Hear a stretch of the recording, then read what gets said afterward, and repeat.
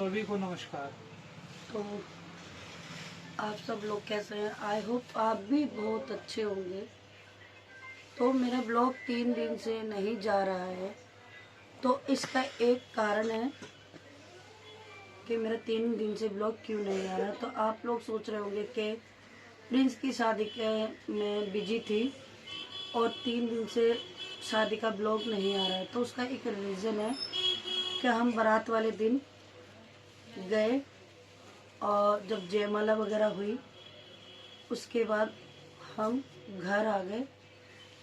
तो उसके बाद मेरे को एक कॉल आई।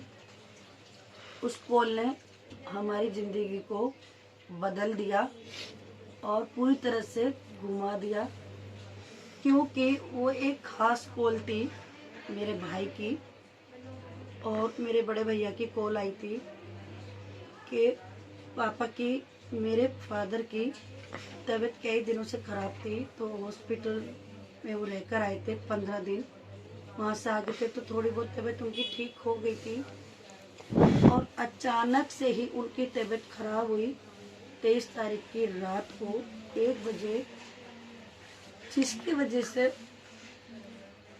वो उनकी ज़्यादा तबीयत खराब होने की वजह से उनका देहांत हो गया। और मेरे भाई की कॉल आई 4 बजे। तो भाई ने बताया कि पापा की तबीयत खराब है। वो मुझे नहीं आई थी, वो इनको कॉल आई थी। तो इनसे बात कर रहे थे, तो मैंने फ़ोन ले लिया कि किससे बात कर रहे हैं। तो भाई ने कहा कि पापा की तबीयत खराब है, तू आ जा। तो मैंने कहा कभी मुझे बुलाया नहीं मेरे भाई ने। मेरे पापा की इतनी तबीयत खराब हुई, वो कहते थे कि तू घर पे ही रहे क्योंकि तेरी तबीयत ठीक नहीं रहती। और आज अचानक से 4 बजे कॉल करके वो मुझे कहते हैं कि तू घर आ जा। तो मेरा दिमाग थोड़ा ठनका, क्योंकि मेरे पापा की तबीयत ज़्यादा ख़राब थी। तो मैं समझ चुकी थी कि ज़रूर मेरे पापा को कुछ हुआ है।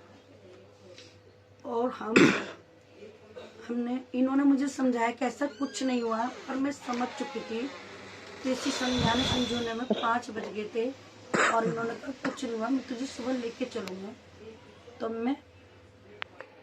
तो 5 बज गए थे, तो मैं गांधीनगर में ही थी। तो कपड़े वपड़े चेंज करे मैंने और फिर इन्होंने कहा कि चलो 6 बजे घर चलते हैं। मैं समझ गई थी कि कुछ हुआ है मेरे पापा को, मगर इन्होंने कहा नहीं, मैं तुझे मिलाने के लिए, ज़्यादा तबीयत खराब हो रही है। और हम वहाँ से चल दिए 6 बजे। और हम जब यहाँ आए तो देखा तो मेरे पापा का देहांत हो चुका था और हमारी पूरी दुनिया ही पलट चुकी थी। क्योंकि एक बेटी के लिए बाप का जाना बहुत बड़ी मायने रखती है हर चीज़ में, कि उसके लिए बाप कितना ज़रूरी है।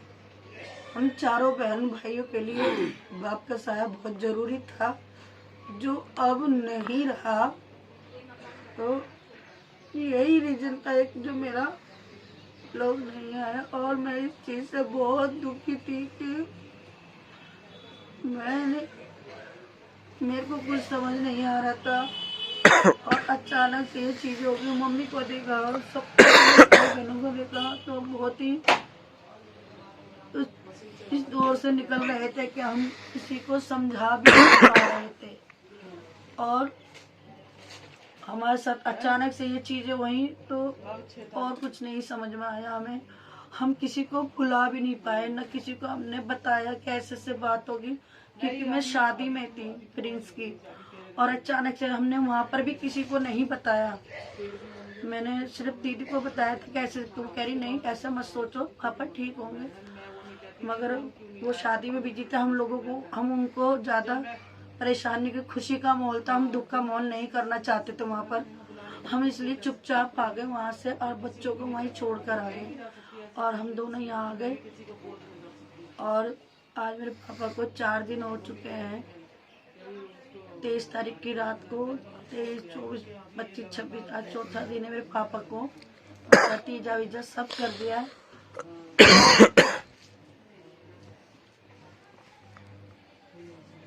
अब इस चीज़ का बहुत दुख है कि आज मेरे पापा का साया हमारे सर पर नहीं है। और दोस्तों ऐसा था, हम शादी के अंदर थे 23 तारीख को, तो तभी मेरे पास फ़ोन आया भतीजे का।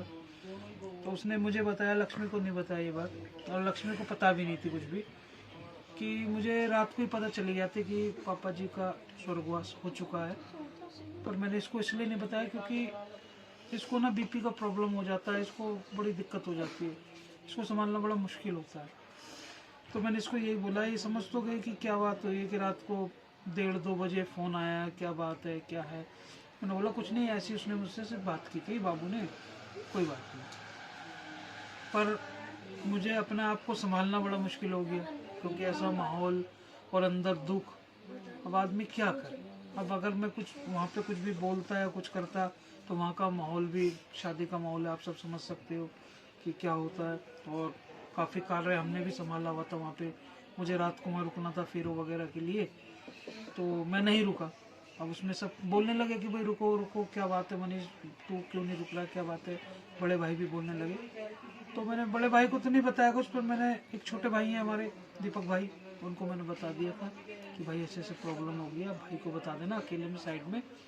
तो मैं कुछ भी बहाना मार के मैंने ये बोला लक्ष्मी को कि यार मेरी तबीयत से सही नहीं है, चल मैं घर चल रहा हूँ। तो हम वहाँ से फिर गांधीनगर आ गए। गांधीनगर में हमने थोड़ा रेस्ट किया। सुबह 4 बजे फिर फ़ोन आया बड़े भैया का, लक्ष्मी के बड़े भैया का। तो उनसे बात हुई, तो इसने, मुझे नहीं पता था कि लक्ष्मी ने अंदर सुन लिया, तो इसने फ़ोन की बात सुन ली। फिर इसको थोड़ा सा डाउट हुआ कि कुछ ना कुछ बात हुई है जिसकी वजह से इनको बार बार कॉल आ रही है। तो मैंने इसको ये बोला कि पापा की तबीयत बहुत ज़्यादा ख़राब है, तो हमको जल्दी चाहिए। फिर सुबह जब हम आए तो बाइक से, और देखिए दोस्तों सबसे बड़ा प्रॉब्लम ये हुई कि रास्ते में हमारी बाइक ख़राब हो गई। जब घर कम से कम 5 या 6 किलोमीटर दूर थे हम घर से, तो उस वक्त ही बाइक में पता नहीं अचानक क्या हुआ, वो 30 से ऊपर ही नहीं जा रही, बार बार बंद हो रही। पर यह कि भगवान की कृपा से हम घर तक पहुंच गए जैसे तैसे। तो जैसे तैसे दोस्तों हम घर तक पहुंचे। यहाँ पे फिर लक्ष्मी को एकदम काफ़ी, कहते हैं ना, एकदम धक्का सा लगा कि ये क्या हो गया, कि सभी थे यहाँ पे। और क्योंकि मुझसे सभी ने झूठ बोला था, इसको नहीं पता था कि पापा जी स्वर्गवास हो गया है, तो बस आ जा। और दूसरा काफी जल्दी जल्दी सब कुछ किया पापा जी का, जो भी था। मेरे भाई बहन, तीनों ही भाई बहन मेरे दोनों भाई और मेरी बहन मुझे ऐसा कुछ नहीं बताती। फैमिली का जो भी जितने भी मेंबर हैं, मुझे कोई भी जल्दी से कोई दुख की बात नहीं बताता, क्योंकि मेरी तबीयत खराब हो जाती है। मेरी भाभीयों ने भी यही कहा कि तुम आ जाओ, पापा की तबीयत ठीक है, मगर थोड़ी सी प्रॉब्लम हो रही, बस तुम आ जाओ बस। इसी वजह से मेरे को जल्दी जल्दी सुबह सुबह आना पड़ गया यहाँ पर, और सब कुछ जल्दी इसलिए मेरा करना ही पड़ा, इंतजार हो रहा था बस यहाँ पर। सब कुछ जल्दी इसलिए करना पड़ा क्योंकि जहाँ पे भैया रहते हैं वहाँ पर शादी भी थी एक बिटिया की, तो इसीलिए सब कुछ जो भी पापा जी के स्वर्गवास से, और फिर उनको शमशान ले जाना और अग्नि का, सब इस चीज़ का बहुत जल्दी जल्दी काम किया, क्योंकि 10 बजे तक सब कुछ कर दिया था, क्योंकि यहाँ पर एक बिटिया की शादी थी। अब ये है कि जैसे सब फ्लैट्स में रहते हैं तो कोई प्रॉब्लम ना हो किसी को, सबका काम करना पड़ता है, सबको काम देखना पड़ता है। उनकी भी शादी थी बिटिया की, तो इस वजह से सब कुछ जल्दी किया। और बस जितने भी हमारी फैमिली, यूट्यूब फैमिली, सबसे यही है विनती, पापा जी की आत्मा को शांति मिले और जाती रहे। आप हमारी एक फैमिली है, तो मुझे आपको ये रीज़न बताना बहुत ज़रूरी था, क्योंकि मैं जब खुशी की बात बता सकती हूँ तो मैं गम की भी बात बता सकती हूँ, शेयरिंग कर सकती हूँ। तो इसीलिए मैंने आपको ये बात शेयर की, क्योंकि आप हमारी पूरी यूट्यूब फैमिली हो। तो मेरे जो जीवन में जो भी प्रक्रिया चल रही है, वो आप लोगों को पता होनी चाहिए कि मैं किस दौर से निकल रही हूँ, किस दुख के दौर से निकल रही हूँ, तो आप लोगों को भी पता होना चाहिए। और जैसे ही हम इस दुख के दौर से उभरेंगे, जैसे थोड़ा समय मिलेगा, फिर सब कार्य ठीक हो आएंगे। जाएंगे, तो ब्लॉग चालू हो जाएंगे। और जो भी अभी प्रिंस की शादी का कुछ ब्लॉग वगैरह रह गए हैं, वो आपको आगे देखने को मिलेगा। और अब मेरी मम्मी ये ना, मेरे पापा के बिना अब अकेले, वैसे तो फैमिली पूरी है, पर जो बात पापा से थी वो किसी और से नहीं हो सकती। तो मेरी मम्मी का भी ध्यान रखना बहुत जरूरी है। हम सभी पूरी फैमिली मिलकर उनका ध्यान रखेंगे, दोनों भाई, मेरी बहन, मैं भी, दोनों सभी लोग सब उनका ध्यान रखेंगे। बस आप लोगों को यही चीज हमें बतानी थी और अचानक से सब कुछ ये जो हुआ। वीडियो हम बना रहे हैं लगभग 3 या 4 दिन बाद बना 4 रहे दिन हैं। के बाद बना रहे हैं। थोड़ा समय सब कुछ पूजा पाठ हो चुकी है, तो इसलिए हमने अब बताना आपको सही समझा। तो कृपया सभी हमारे पापा जी के लिए प्रार्थना करें कि उनकी आत्मा को शांति मिले और मेरी मम्मी को हिम्मत दे भगवान इस ठीक। दुख से निकलने के लिए। ठीक है दोस्तों, तो जो भी है हमने आपको बताया, तो सभी को नमस्कार।